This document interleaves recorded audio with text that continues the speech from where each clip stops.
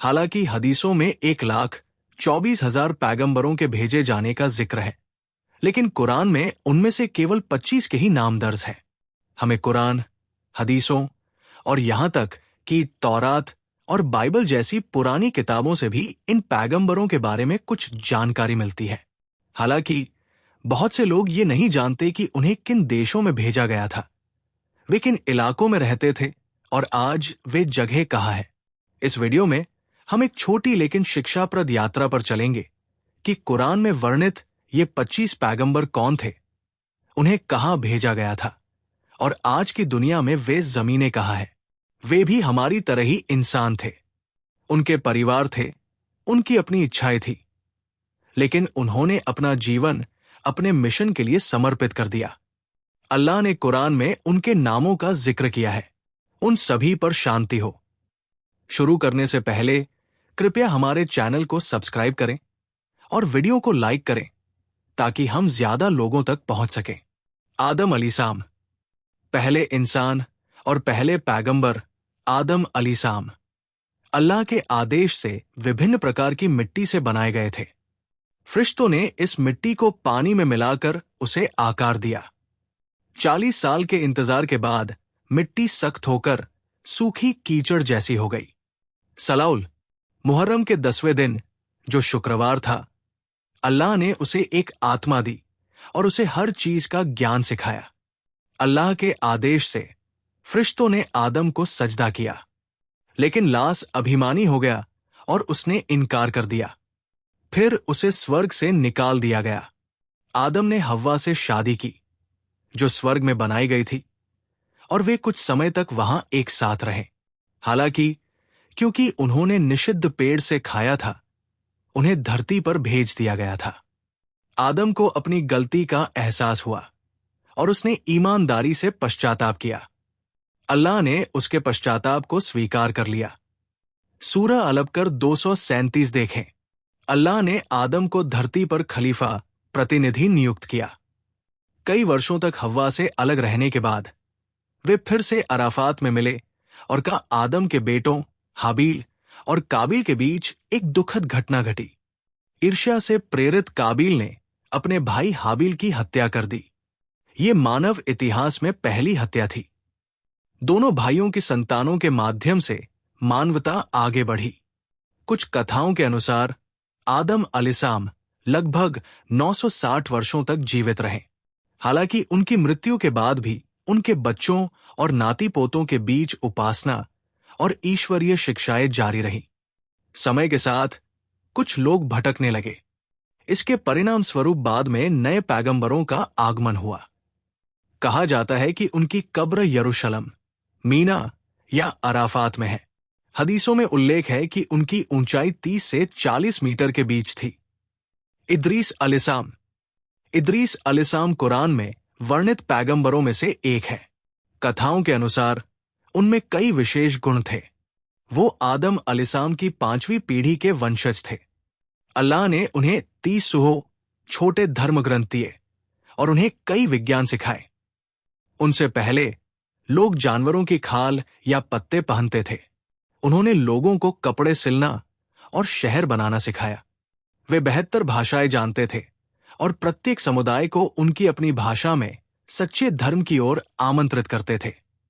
इद्रीस लिखने, कलम चलाने और ज्ञान सिखाने वाले पहले व्यक्ति थे। उन्होंने तारों और आकाश की गति का भी अध्ययन किया। इस कारण उन्हें ज्ञान और कला दोनों का पैगंबर कहा जाता है। वे बेबीलोन से मिस्र चले गए और वहां कई वर्षों तक रहे तथा लोगों को सच्चे धर्म की ओर बुलाते रहे।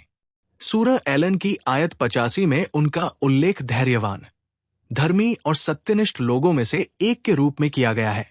कुरान कहता है कि हमने उन्हें ऊंचे स्थान पर पहुंचाया। कई इस्लामी विद्वानों का मानना है कि उन्हें बिना मरे स्वर्ग में ले जाया गया था। कुछ आख्यानों में कहा गया है कि वे आकाश के चौथे स्तर पर हैं। न अलीसाम को इद्रीस अलैहिस्सलाम के बाद पैगंबर बनाकर भेजा गया था।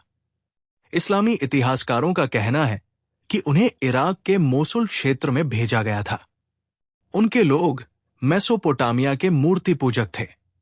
उस समय लोग मूर्तियों की पूजा करने लगे और अन्याय तथा अनैतिकता जैसे पाप आम हो गए। नूह अलैहिस्सलाम को 50 वर्ष की आयु में नबूवत दी गई।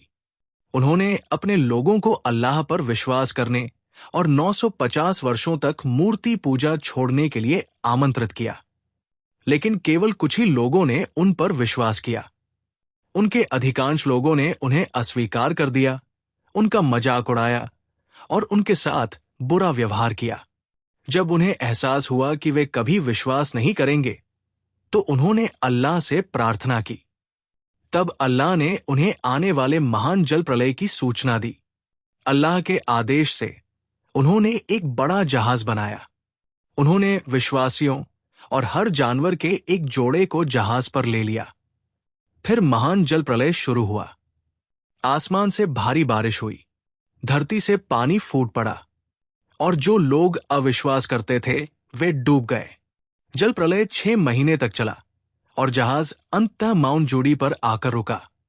नूह का अपना एक बेटा जहाज पर नहीं चढ़ सका और पानी में डूब गया। इस्लामी इतिहासकारों के अनुसार साम के वंशजों में अरब, यहूदी, असीरियन, बेबीलोनियाई, फारसी, सीरियाई और अरामी शामिल हैं। हाम के वंशजों में अफ्रीकी, मिस्री और इथियोपियाई शामिल हैं। याफित के वंशजों में तुर्क, यूनानी, रूसी, मंगोल, चीनी, भारतीय और यूरोपीय शामिल हैं। इन वंशों का वर्णन इबन कैथिर, तबरी, इबान कैलाल्डुन जैसे विद्वानों और अन्य शास्त्रीय इस्लामी इतिहासकारों और टीकाकारों के कार्यों में मिलता है।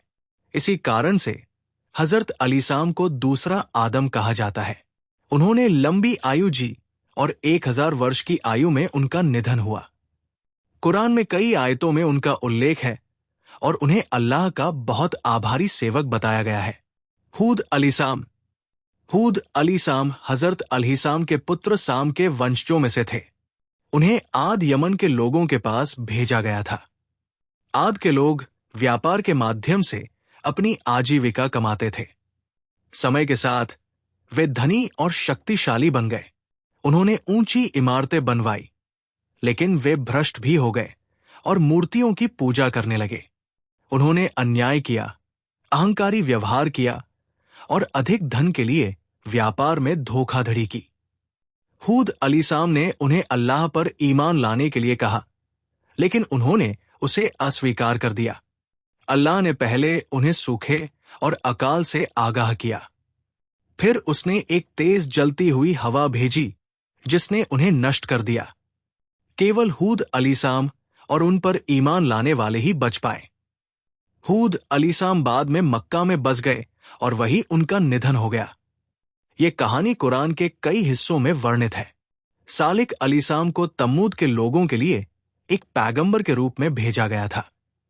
तम्मूद के लोग मूर्ति पूजक थे। वे तकनीक और वास्तुकला में उन्नत थे, पहाड़ों के अंदर घर बनाते थे और मजबूत शहर बनाते थे। सूरा अल अराफ आयत 74 देखें। वे सऊदी अरब में आज मदीन सालिक के नाम से जाने जाने वाले क्षेत्र में रहते थे। सालिक ने उन्हें अल्लाह पर ईमान लाने के लिए आमंत्रित किया। उन्होंने उससे कहा, यदि तुम हमारी आंखों के सामने इस चट्टान से एक गर्भवती ऊंटनी को बाहर निकालोगे तो हम तुम पर ईमान लाएंगे। सालिक ने अल्लाह से प्रार्थना की और एक चमत्कार के रूप में सबके सामने चट्टान से एक बड़ी ऊंटनी निकली। ये ऊंट अल्लाह की ओर से एक स्पष्ट संकेत था।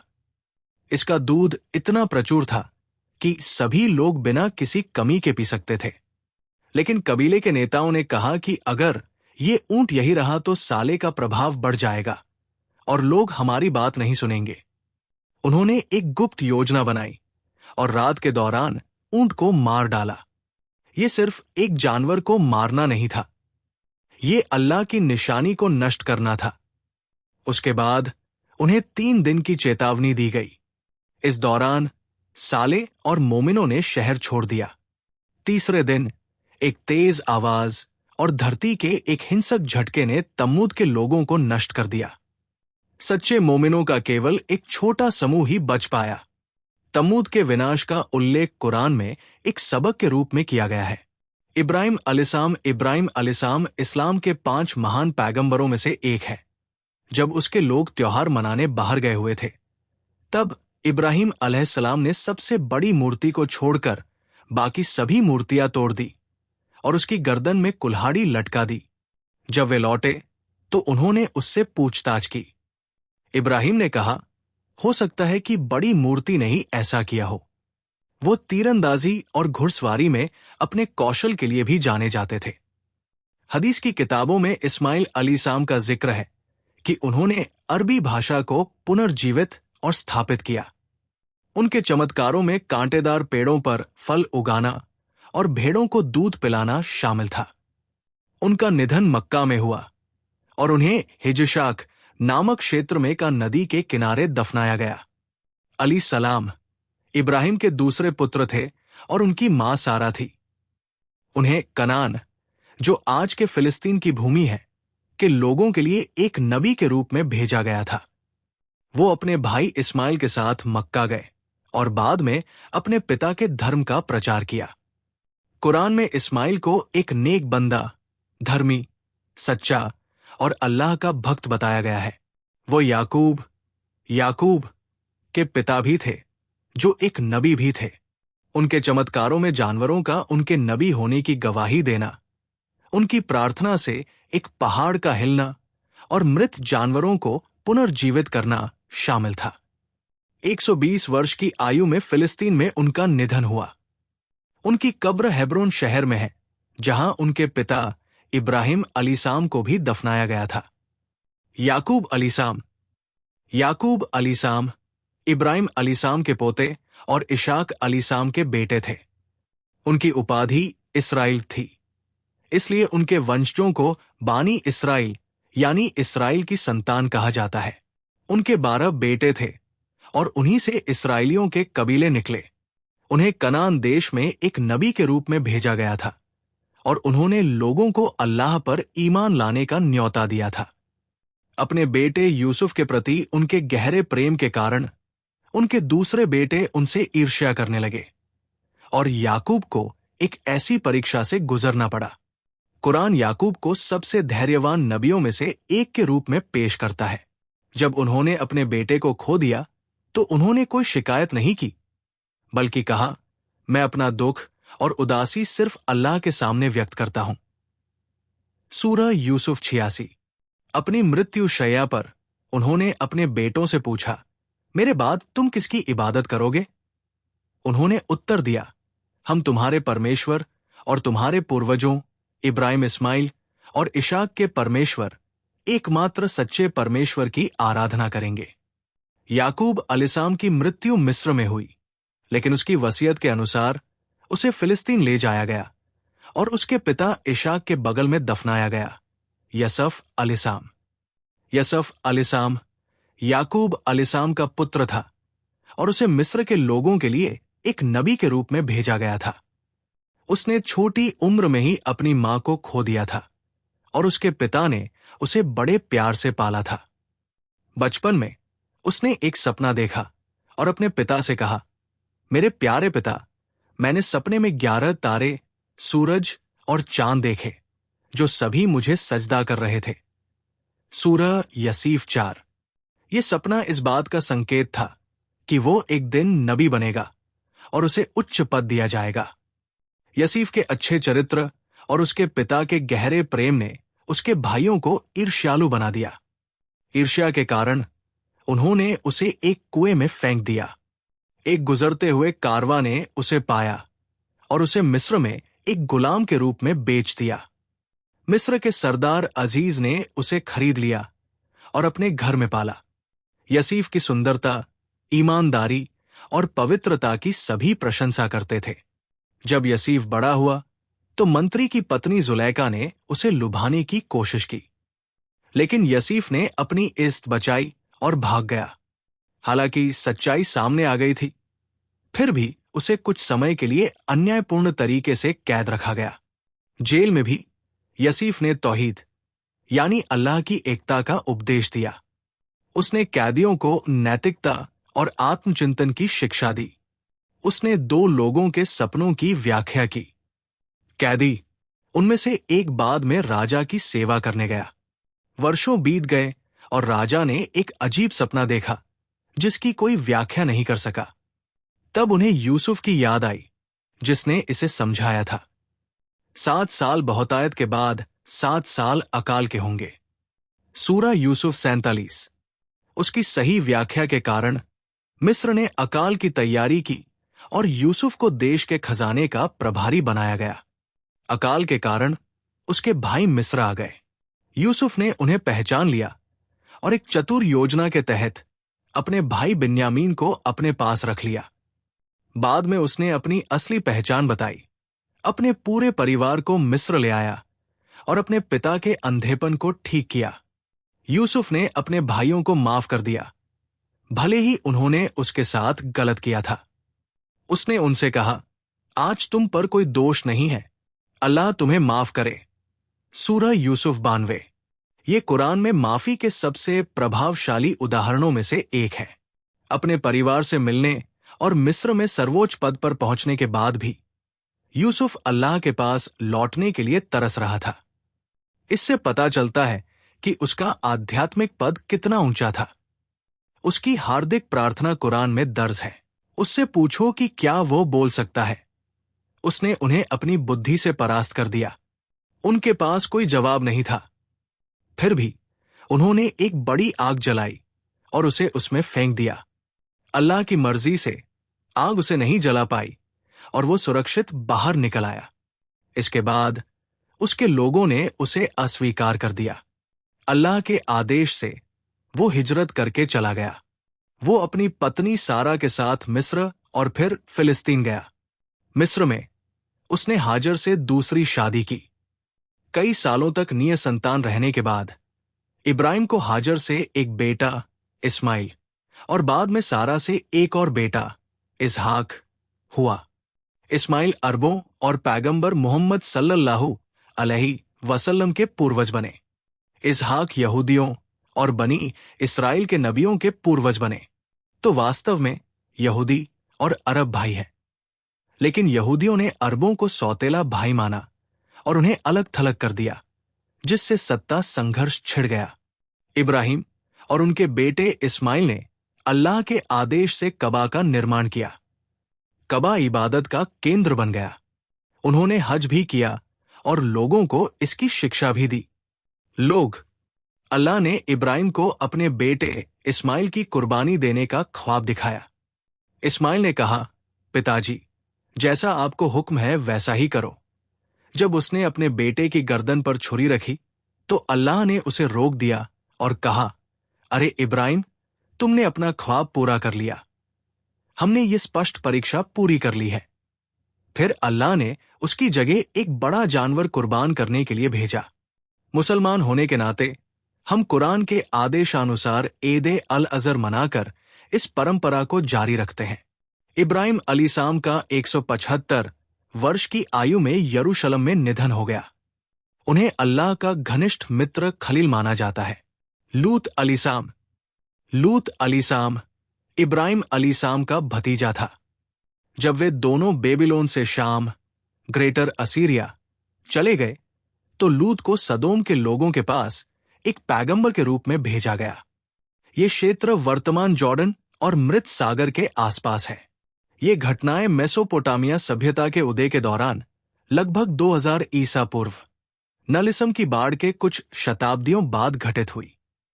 एक चमत्कार के रूप में लूत ने स्वच्छ आकाश से वर्षा की और पत्थरों से बोला। इन चमत्कारों ने उसके लोगों को यह साबित कर दिया कि वो एक पैगंबर था। लेकिन सदोम के लोग मूर्तियों की पूजा करते थे और एक प्रकार का ऐसा संबंध बनाते थे जो दुनिया ने पहले कभी नहीं देखा था, समलैंगिक कृत्य। हालांकि ये कृत्य केवल निजी पाप नहीं थे, इन्हें जबरन किया जाता था। दूसरों के साथ वे छोटे लड़कों पर हमला करते और उन्हें गुलाम बनाते। धनी पुरुष युवा पुरुषों को अपनी संपत्ति समझते थे। वे सड़कें भी अवरुद्ध करते और पुरुष यात्रियों का अपहरण करके उनका शोषण करते थे। ये केवल व्यक्तिगत पाप नहीं था, ये संगठित उत्पीड़न की एक व्यवस्था बन गई थी। कुरान उनके व्यवहार का वर्णन इस प्रकार करता है, तुम पुरुषों के पास जाते हो, सड़कें अवरुद्ध करते हो और अपनी सभाओं में शर्मनाक कार्य करते हो। सूरह अलकबूत 29। लूत अलैहिस्सलाम ने उन्हें सही रास्ते पर आने का निमंत्रण दिया, लेकिन उन्होंने इनकार कर दिया और भी अधिक आक्रामक हो गए। उन्होंने लूत और उसके परिवार को शहर से बाहर निकालने की धमकी भी दी। एक दिन 3 अजनबी आकाश से आए। वे सुंदर युवकों के रूप में प्रकट हुए और लूत के घर मेहमान बनकर रुके। शहर के लोग इकट्ठा हुए और इन मेहमानों को बलपूर्वक ले जाने की मांग की। वे उन पर हमला करना चाहते थे। लूत डर गया, लेकिन मेहमानों ने बताया कि वे फरिश्ते हैं।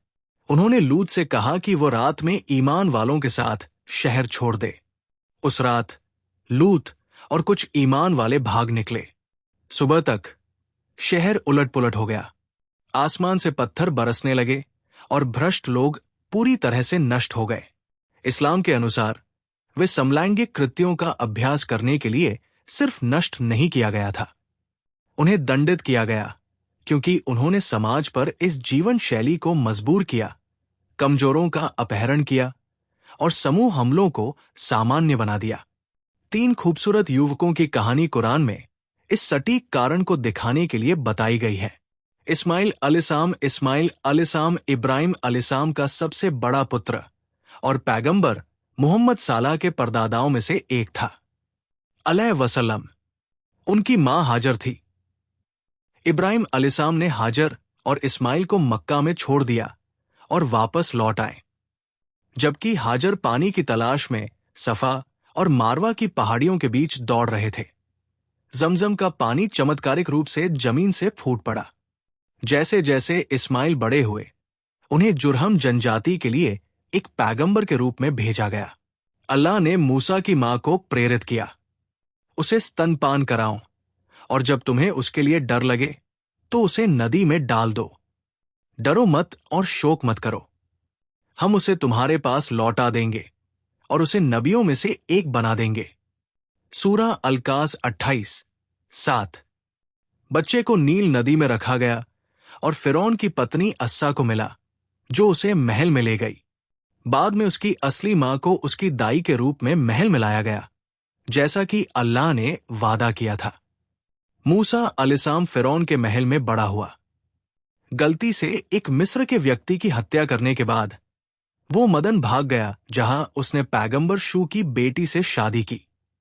अल्लाह ने मूसा को माउंट ई पर नबी की उपाधि दी।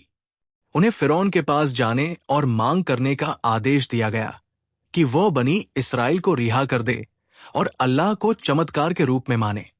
उसकी छड़ी एक सांप में बदल जाती, लेकिन जब मूसा ने अपनी लाठी फेंकी और वो एक विशाल सांप बन गया जिसने उनके सारे झूठे करतब निगल लिए, तो जादूगर हैरान रह गए। उन्होंने तुरंत अल्लाह पर विश्वास कर लिया, लेकिन फिरौन ने उन्हें मरवा डाला। फिर अल्लाह ने मूसा को बनी इस्राएल को मिस्र से बाहर निकालने का आदेश दिया। फिरौन ने एक विशाल सेना के साथ उनका पीछा किया।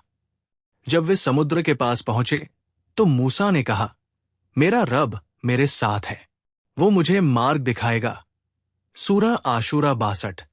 अल्लाह ने उसे अपनी लाठी से समुद्र पर प्रहार करने का आदेश दिया। समुद्र 2 भागों में बंट गया।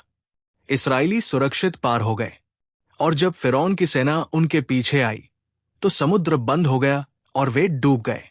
अल्लाह ने कहा, आज हम तुम्हारे शरीर को सुरक्षित रखेंगे ताकि तुम अपने बाद आने वालों के लिए एक निशानी बनो। सूरह 92। बाद में मूसा को फिर से तूर पर्वत पर बुलाया गया, जहां उन्हें ईश्वरीय प्रकाश प्राप्त हुआ। अल्लाह ने उन्हें तौरात तोराह दिया, लेकिन जब वो गए हुए थे तो सामरी के नेतृत्व में उनके लोगों ने अपने गहनों से एक सोने का बछड़ा बनाया और उसकी पूजा करने लगे। जब मूसा वापस लौटे और उन्होंने ये देखा तो वे बहुत क्रोधित हुए और अल्लाह से प्रार्थना की। बाद में समीर को एक भयानक सजा का सामना करना पड़ा और लोगों ने पश्चाताप किया। अपने पूरे जीवन में मूसा ने बनी इस्राएल को अल्लाह के आदेशों की शिक्षा दी। उन्होंने उनकी निरंतर शिकायतों और कृतज्ञता के साथ बहुत धैर्य दिखाया। वो पवित्र भूमि में प्रवेश करना चाहते थे, लेकिन अल्लाह ने उन्हें इसकी अनुमति नहीं दी। उन्हें 40 वर्षों तक प्रवेश करने से मना किया गया था। सूरा अल-महद 26। मूसा का निधन रेगिस्तान में हुआ। कुरान में उनकी कब्र के सटीक स्थान का उल्लेख नहीं है। हदीस का कहना है कि उनके शरीर को बाल मकदिस यरूशलेम के करीब ले जाया गया था। हारून अलैहिस्सलाम एक पैगंबर थे जिन्हें बनी इस्राइल और मूसा अलैहिस्सलाम के भाई के पास भेजा गया था। उनका दिल नरम था। वे स्पष्ट रूप से बोलते थे और बातों को मूसा से भी बेहतर तरीके से ज्ञान के साथ समझाते थे। उनका जन्म मिस्र में हुआ था। हालांकि लोग समीर के बहकावे में आ गए और एक सुनहरे बछड़े की पूजा करने लगे। हालांकि हारून ने उन्हें चेतावनी दी थी, वो उन्हें पूरी तरह से रोक नहीं सका। वो कई वर्षों तक ते के रेगिस्तान में अपने लोगों के साथ रहा और मूसा से पहले ही उसकी मृत्यु हो गई। ऐसा कहा जाता है कि उसे जबल हारून नामक पहाड़ पर दफनाया गया था। दाऊद अलैहिस्सलाम एक नबी और राजा था जिसे बनी इस्राइल भेजा गया था। वो याकूब अलैहिस्सलाम के परिवार से था और सुलेमान अलैहिस्सलाम का पिता था। उनका जन्म, जीवन और निधन यरूशलेम में हुआ था। उन्हें ज़बूर किताब दी गई थी और उनकी आवाज बहुत सुंदर और शक्तिशाली थी। उन्होंने तालूत की सेना में लड़ाई लड़ी और जालूत गोलियत को मार डाला, जिसके कारण वो राजा बन गया। उन्होंने न्याय के साथ शासन किया, यरूशलेम को राजधानी बनाया और कई देशों पर विजय प्राप्त की। मेरे प्रभु, आपने मुझे शक्ति प्रदान की है और मुझे घटनाओं की व्याख्या करना सिखाया है। आप आकाश और पृथ्वी के रचयिता हैं। आप इस लोक और परलोक में मेरे रक्षक हैं। मुझे एक मुसलमान के रूप में मरने दें और मुझे धर्मी लोगों के साथ मिला दें। यही सच्ची दास्ता और संसार से विरक्ति का चरम है। उनकी मृत्यु के बाद उन्हें यरूशलेम के पास दफनाया गया। शुएब अलैहिस्सलाम को मदन और आयका के लोगों के लिए एक नबी के रूप में भेजा गया था। मदन आज के जॉर्डन और उत्तर पश्चिम सऊदी अरब के बीच स्थित था। अपनी मधुर और प्रभावशाली वाणी के कारण उन्हें नबियों का वक्ता कहा जाता था। उनके लोग मूर्तियों की पूजा करते थे और व्यापार में लगे थे, लेकिन उनमें से अधिकांश लोग नापजोक में धोखाधड़ी, अनुचित तौल, ब्याज लेना और धोखाधड़ी जैसे पापों में लिप्त थे। उन्होंने उन्हें तोहद कहा, अर्थात अल्लाह और न्याय की एकता में विश्वास। उन्होंने कहा, न्याय के साथ पूरा नाप और तौल दो और लोगों का सामान कम मत करो। पृथ्वी पर भ्रष्टाचार मत फैलाओ। सूरा अल-अराफ 85। लेकिन उसके लोगों ने उसका मजाक उड़ाया और कहा, ऐ शिब, क्या आप हमें अपने पूर्वजों का धर्म छोड़ने या अपने धन के साथ जो हम करना चाहते हैं उसे न करने के लिए कहते हैं? सूरा हूद 87। शुएब अलैहिस्सलाम ने उन्हें चेतावनी दी कि अल्लाह का दंड 3 दिनों के भीतर आएगा। फिर एक भूकंप ने उन्हें जकड़ लिया और वे अपने घरों में घुटनों के बल गिरे हुए मृत पाए गए। सूरा हूद 1194। आयका के लोग भी व्यापारी थे और उन्होंने मदन के लोगों जैसा ही भ्रष्ट आचरण किया। हालांकि उनकी सजा अलग थी। इसके बाद भीषण गर्मी के दिन आए। फिर आसमान में अंधेरा छा गया और ऐसा लगा जैसे ठंडी छाया आने वाली है। लेकिन उस छाया से एक दर्दनाक दंड निकला। आसमान से एक जलती हुई आग निकली और वे सभी नष्ट हो गए। बाद में शुएब अलैहिस्सलाम मोमिनों के साथ मद्यन लौट आए। उनकी मुलाकात मूसा अलैहिस्सलाम से भी हुई, जिन्होंने उनकी एक बेटी से शादी की। रिवायतों के अनुसार शुएब अलैहिस्सलाम 242 साल तक जीवित रहे। आज जॉर्डन में वादीशु नामक स्थान पर एक दरगाह है। अय्यूब अलैहिस्सलाम अब अलीम को बनी इस्राइल यानी इस्राइल के संतानों के पास एक नबी के रूप में भेजा गया था। वो बहुत धनी, उदार, धर्मी और अल्लाह के आभारी थे। अल्लाह ने उन्हें नेमतों और बड़ी परीक्षाओं दोनों से परखा।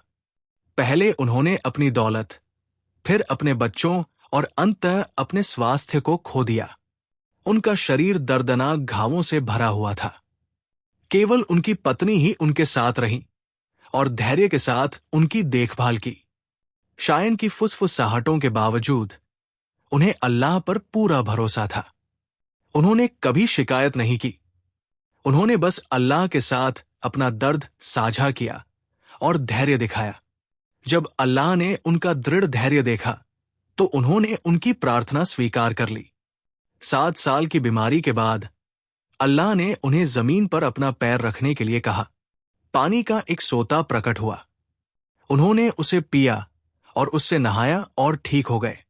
अल्लाह ने उन्हें उनका धन और बच्चे वापस दे दिए।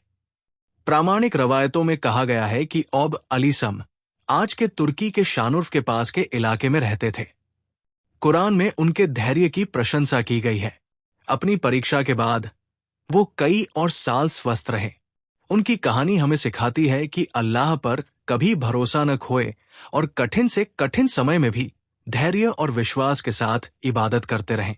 दुलक अलिसाम बनी इसराइल की संतानों के पास भेजे गए नबियों में से एक थे। वे इलासा अलिसाम के चचेरे भाई थे।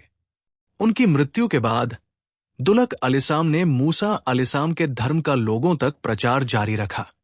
वे इबादत में अपने धैर्य, न्याय में शांति और न्यायप्रियता के लिए जाने जाते थे। इसीलिए उन्हें दुलक यानी जिम्मेदार व्यक्ति की उपाधि दी गई थी।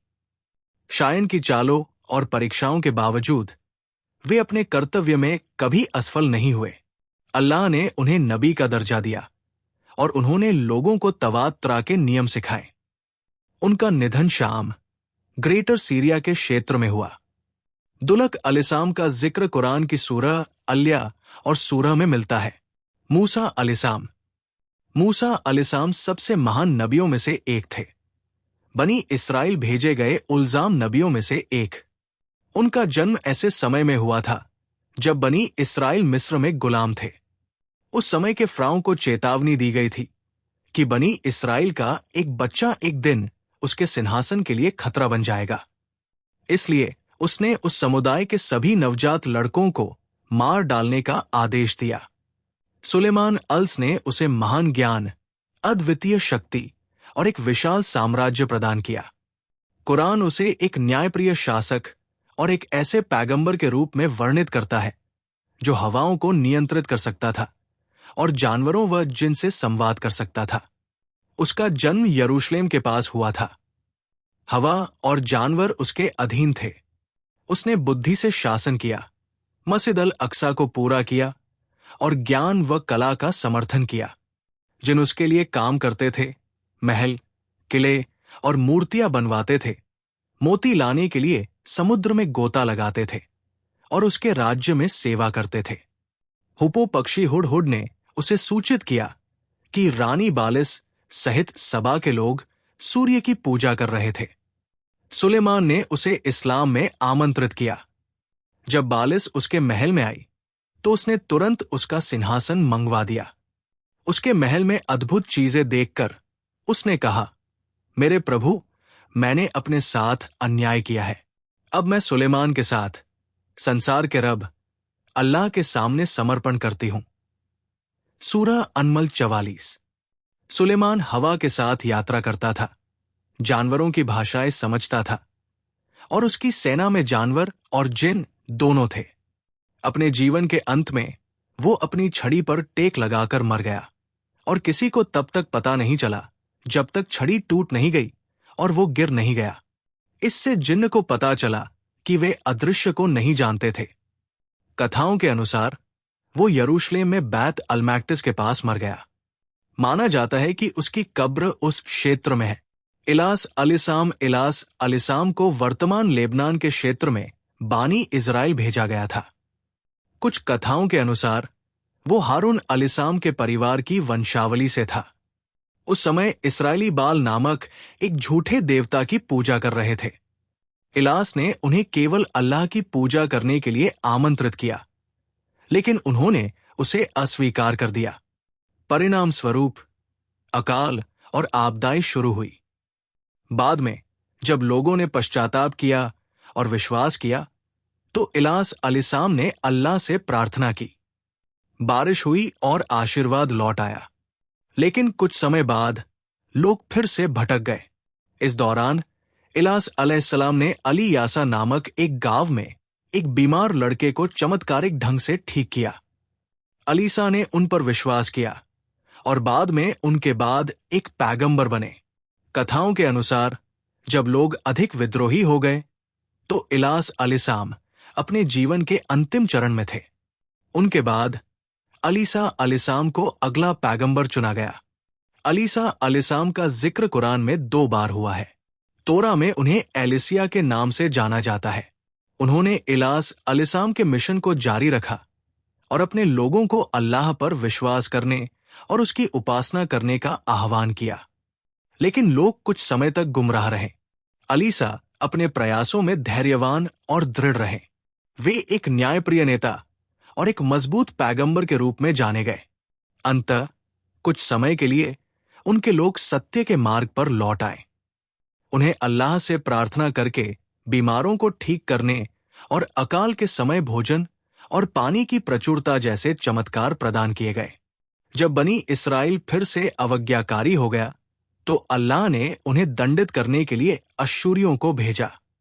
यद्यपि अलासा ने अपने निधन से पहले अपने चमत्कारों से अपने लोगों की मदद की, फिर भी उन्होंने अल्लाह के आदेश से दुल अलीसाम को अपना उत्तराधिकारी नियुक्त किया।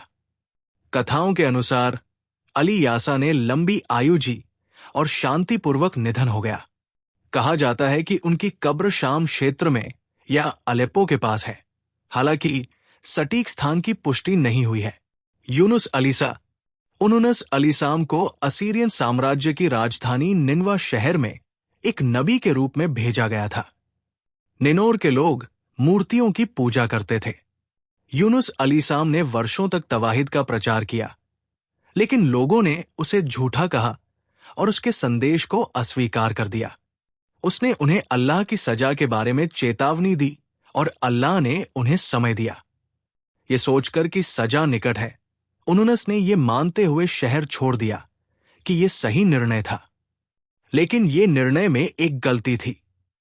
चूंकि उन्हें अल्लाह से अनुमति नहीं मिली थी, वे एक भयंकर तूफान के दौरान एक जहाज पर सवार हो गए। मछली, समुद्र और रात के अंधेरे में उन्होंने ये सच्ची प्रार्थना शुरू की। संगीत सूरह अल-अनिया 87। उनकी सच्ची तौबा स्वीकार कर ली गई। मछली उसे सुरक्षित और जीवित किनारे पर ले आई। वो तुरंत निनोआ लौट आया। इस बीच उनुनास के जाने के बाद लोगों को आने वाली सजा का एहसास हुआ। उन्होंने पूरी तरह से पश्चाताप किया और अल्लाह की ओर मुड़े। जब उनुनास लौटा तो उन्होंने खुशी से उसका स्वागत किया और अपने विश्वास को नवीनीकृत किया। वे कुरान में एकमात्र समुदाय बन गए जो सामूहिक पश्चाताप के बाद समग्र रूप से बचाए गए थे। सूरह उनुनास 98। यूनुस अलैहिस्सलाम ने अल्लाह के आदेशों को पढ़ाया और 83 वर्ष की आयु में उनका निधन हो गया। उनकी कहानी कुरान के विभिन्न हिस्सों में बताई गई है। कुरान में उनके दफन स्थान का उल्लेख नहीं है, लेकिन आख्यानों में मोसुल, लेबनान और फिलिस्तीन जैसे स्थानों का सुझाव दिया गया है। जब पैगंबर सल्लल्लाहु अलैहि वसल्लम दुखी महसूस करते हुए ताइफ से लौटे तो उन्होंने यूनुस को याद किया और उनकी कहानी में सांत्वना पाई। स्करिया अलीसाम एक नबी थे जिन्हें बनी इस्राएल भेजा गया था। उन्होंने बढ़ी का काम किया और बाल मकदिस यरूशलेम में सेवा की। उन्होंने मरियम की देखभाल की और उसे अच्छे चरित्र और इबादत के साथ पाला। जब उन्होंने उसके प्रार्थना स्थल में चमत्कारी रसद आते देखा तो वे चकित रह गए और सच्चे मन से प्रार्थना की। उन्होंने इस्राएलियों से तवात की ओर लौटने और अपने आचरण को शुद्ध करने का आह्वान किया। हालांकि वे वृद्ध थे, फिर भी अल्लाह ने उन्हें एक पुत्र यहीसाम प्रदान किया। बाद में जब इस्राएलियों ने ईसा अलैहिस्सलाम के चमत्कारी जन्म को अस्वीकार कर दिया तो उन्होंने उनके समर्थकों की निंदा और हत्या का प्रयास करना शुरू कर दिया। स्करिया भाग गए, लेकिन अंततः यहूदियों द्वारा उस पेड़ को काट दिए जाने पर शहीद हो गए जहां वे छिपे थे। माना जाता है कि उनका मजार अलेप्पो में है। उनके जीवन और चमत्कारों का वर्णन कुरान के विभिन्न अध्यायों में किया गया है। या अली सलाम। या अली सलाम स्करिया अलिसाम के पुत्र और बरनी इसराइल भेजे गए एक नबी थे। उन्होंने उस समय रोमन शासन के अधीन फिलिस्तीन, यरूशलेम, दमिश्क और आसपास के क्षेत्रों में प्रचार किया। उन्हें वृद्धावस्था में जकरिया की प्रार्थना के उत्तर के रूप में अनुमति मिली थी। यक्या ने कम उम्र में ही तवात सीखी और लोगों तक अल्लाह का संदेश पहुंचाया। वो शुद्ध, धर्मी और अल्लाह के प्रति अगाध समर्पित थे। जब ईसाम नबी बने तो यहां ने भी लोगों को इंजील की शिक्षाओं का पालन करने का आह्वान किया। एक रानी के अनुरोध के कारण यहां को कैद कर लिया गया था।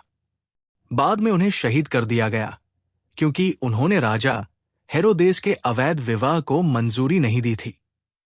इस कहानी का उल्लेख यहूदी और इस्लामी दोनों स्रोतों में मिलता है। 34 वर्ष की आयु में उनकी मृत्यु हो गई। उनके चमत्कारों में एक चट्टान से बोलना और दिन के उजाले में तारों का दिखाई देना शामिल था। उनका उल्लेख सूरा अली, इमरान, मरियम और एलन में किया गया है। सबसे प्रसिद्ध मत के अनुसार उनकी कब्र दमिश्क में उमैयद मस्जिद के अंदर है। ईसा अलिसाम, ईसा अलहिसाम बानी इजराइल भेजे गए उल्जाम नबियों में से एक थे। कुरान कहता है अल्लाह ने अपनी रूह से मरियम में फूंक दी। उसने उसे और उसके बेटे को सारे जहां के लिए एक निशानी बनाया। सूरा अलबिया 91। लड़की अलिसाम एक पुरुष के रूप में मरियम के पास आई और उसे अल्लाह की ओर से एक बच्चे की खुशखबरी दी। जब वो चौंक गई तो उससे कहा गया, ये तुम्हारे रब के लिए आसान है। हम उसे लोगों के लिए एक निशानी और अपनी ओर से एक रहमत बनाएंगे। सूरा मरियम 21। मरियम एक शांत जगह पर गई और एक खजूर के पेड़ के नीचे ईसा को जन्म दिया। पालने में ही ईसा ने लोगों के आरोपों के खिलाफ अपनी मां का बचाव करते हुए कहा, मैं अल्लाह का बंदा हूं। उसने मुझे किताब दी है और मुझे नबी बनाया है। सूरा मरियम 30। अल्लाह ने ईसा को इंजील दी। उन्हें तवात की पुष्टि करने और अपने लोगों की भ्रष्ट मान्यताओं को सुधारने के लिए भेजा गया था। उनके 12 शिष्य थे, हरवारुन, जिन्होंने उनका पूरा साथ दिया। उनके चमत्कारों के बावजूद उनके ज्यादातर लोगों ने उन्हें अस्वीकार कर दिया।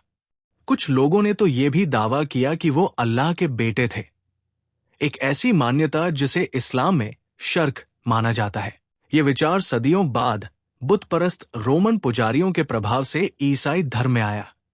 इससे पहले रोमन साम्राज्य ईसाइयों पर अत्याचार करता था, लेकिन जब वे इसके प्रसार को और नहीं रोक पाए तो उन्होंने इसे बुत परस्त मान्यताओं के साथ मिलाकर इसे नियंत्रित करने की कोशिश की, जिससे ईसाई धर्म अपनी अब्राहमिक एकेश्वरवादी जड़ों से दूर हो गया। कुरान इस भ्रष्ट मान्यता का जवाब इस आयत के साथ देता है, अल्लाह संतान प्राप्ति से कहीं ऊपर है। जब वो कुछ तय करता है तो बस कहता है, हो जा। और ये सूरह मरियम 35 है। हालांकि ईसा अलैहिस्सलाम ने कई चमत्कार दिखाए, फिर भी बनी इस्राइल के अधिकांश लोगों ने उन्हें अस्वीकार कर दिया। उन्होंने उन्हें मारने की कोशिश की और रोमन सैनिकों को सूचित किया, लेकिन अल्लाह ने उन्हें सफल नहीं होने दिया। इसके बजाय उन्होंने ईसा को स्वर्ग में उठा लिया। इस्लामी और ईसाई दोनों स्रोत इस बात पर सहमत हैं कि ईसा अंत के निकट पृथ्वी पर लौटेंगे। ईसा अलैहिस्सलाम ने अल्लाह की अनुमति से पालने से बोलने, बीमारों को ठीक करने और मृतकों को पुनर्जीवित करने जैसे चमत्कार किए। ईसाई मानते हैं कि ईसा को सूली पर चढ़ाया गया था। हालांकि इस्लाम में ईसा को न तो मारा गया था और न ही सूली पर चढ़ाया गया था। उन्हें स्वर्ग में उठा लिया गया था और एक दिन दजल से लड़ने और लोगों को इस्लाम के तहत एकजुट करने के लिए वापस आएंगे। ये वापसी पश्चिम में कई ईसाइयों को इस्लाम स्वीकार करने के लिए प्रेरित करेगी। मोहम्मद सल्लल्लाहु अलैहि वसल्लम अल्लाह द्वारा सभी लोगों और सभी संसारों के लिए दया के रूप में भेजे गए अंतिम पैगंबर हैं। उनका जन्म मक्का में वर्ष 570 में हुआ था। उनके पिता अब्दुल्लाह और उनकी मां अमीना थी। वो कुरैश के कुलीन कबीले से थे। विशेष रूप से हाशिम के परिवार से, जो इब्राहिम अली सलाम के बेटे इस्माइल अलैहिस्सलाम का पता लगाते हैं। उन्होंने जन्म से पहले अपने पिता को और 6 साल की उम्र में अपनी मां को खो दिया था। उनका पालन पोषण उनके दादा ने किया, फिर उनके चाचा अबू तालिब ने। मक्का में उन्हें अल अमीन, भरोसेमंद के रूप में जाना जाता था। 40 वर्ष की आयु में हा की गुफा में रहते हुए उन्हें गिर्रिल अलिस्म से पहला प्रकाश प्राप्त हुआ। सूरह अलक एक पढ़े, इसने उनकी नबी होने की शुरुआत को चिन्हित किया। पहले विश्वासी खदीजा, अबू बकर, अली और ज़ादे इबान हारा थे। मक्का के मूर्ति पूजक लोगों ने केवल एक ईश्वर की पूजा करने के उनके आह्वान को अस्वीकार कर दिया। उन्होंने उन पर पागल, कवि या जादूगर होने का आरोप लगाया। विश्वासियों को प्रताड़ित किया गया, उनका बहिष्कार किया गया, उन्हें पत्थर मारे गए, अपमानित किया गया और यहां तक कि उन्हें मौत की धमकी भी दी गई।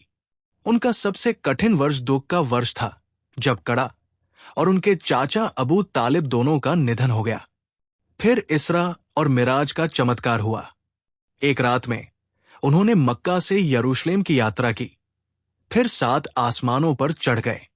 53 वर्ष की आयु में उन्होंने अल्लाह की अनुमति से मदीना में प्रवास किया। अल्लाह फरमाता है, बेशक अल्लाह ने ईमान वालों पर बड़ा एहसान किया है कि उनके बीच से ही एक रसूल भेजकर, जो उसकी आयतें पढ़कर सुनाता, उन्हें पाक करता और उन्हें किताब व हिकमत की शिक्षा देता।